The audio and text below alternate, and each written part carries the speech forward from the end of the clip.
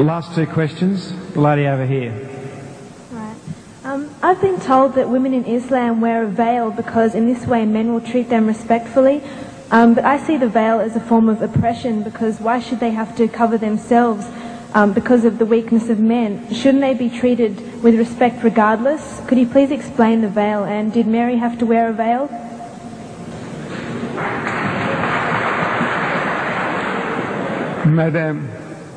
Madam, your Bible says, your holy Bible says, Paul is telling you that the woman must cover her head, that the woman who doesn't cover, shave off her hair. Your Bible says that.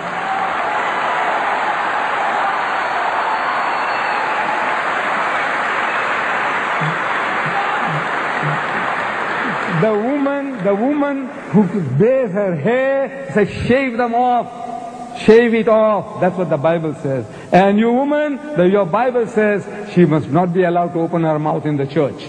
But that's your churches, they don't believe all that. And your people don't believe in that. So you are inviting trouble. Because of this, in America, in New York, no woman is safe after dark. No woman is safe. In France, during daytime, women have been raped in the street, and people just walk by, looking the fun. Say, or maybe they're enjoying themselves. Woman is being raped. No. I said, you are inviting it. Look, this modesty, the nuns, the nuns, Roman Catholic Church. Nobody gives them a second look. If Mary, the mother of Jesus, came along, you won't give her a second look. But my dear sisters, those women on your Gold Coast at Scarborough and all that with bikinis and tangas and G-strings, look, sure.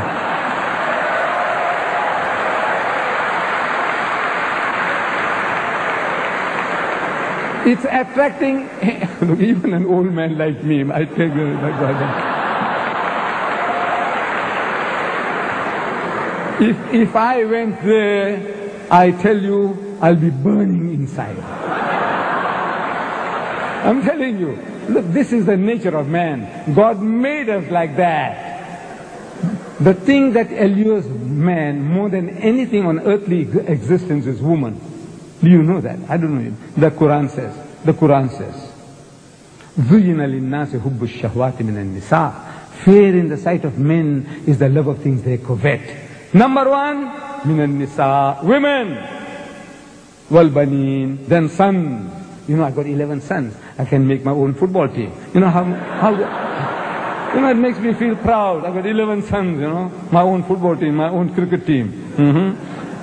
Wal-banin. And number 3, wal-qanatir al-muqantarat min al-zahabi wal-fidda, and hoarded heaps of gold and silver, and wealthy land, and horses branded for excellence, and all this. This is the list that is given in the Quran. Number 1, women. The Quran says, the thing that allures man most on this earthly existence is woman. And I'm telling my Western friends that I don't have to prove that to you. I don't have to convince you. I said, you see, in my country, in the city of Durban, I think we'll end with this. Okay? We'll end with this. In the city of Durban, there is a firm called Lucian Motors. They sell second-hand trucks. Lorries, trucks. We call them trucks here too? Trucks, we call them trucks. And on the trucks that they advertise, there's a woman in the bikini on top of the truck.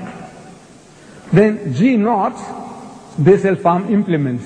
And on the tractors that they advertise, there's a woman in the bikini on top of the tractor.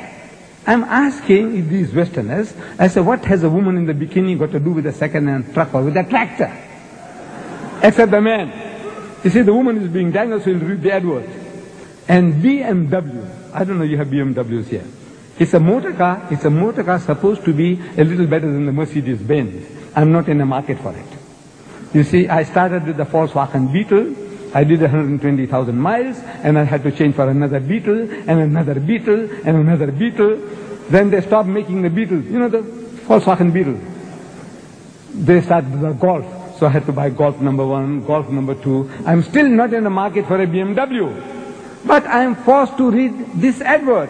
In my newspaper, I see a BMW motor car. And with a woman in the skimpiest of bikini, what you call the tanga, the G-string. She's standing in front of the motor car. And it's written at the bottom, test drive her now.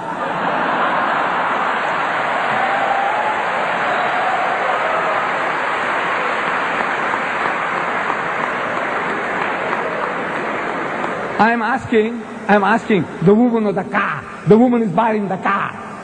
And the her is underlined. Test drive her now.